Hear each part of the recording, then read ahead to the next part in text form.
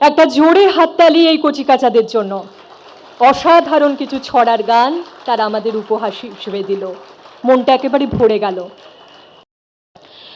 যে গানগুলি আমরা এতক্ষণ ধরে শুনলাম সেগুলি শ্রদ্ধেয় শ্রী সলিল চৌধুরীর লেখা ও সুরে ও ওনারই মেয়ে অন্তরা চৌধুরীর কণ্ঠে প্রকাশিত। শ্রদ্ধেয় শ্রী সলিল চৌধুরীর জন্মশতবর্ষের প্রাক্কালে গানে গানে তাকেই শ্রদ্ধা জ্ঞাপন করেছে এইসব কচিকাচারা। তাকেই শ্রদ্ধা জানিয়েই কচিকাচাদের কণ্ঠে ছড়ার গানের নিবেদন এখানেই শেষ হলো, এবং এই অনুষ্ঠানটির পরিচালনায় যিনি ছিলেন তিনি হলেন শ্রেয়া চট্টরাজ। আরও একবার জোরে হাততালি কচিকাচাদের জন্যে।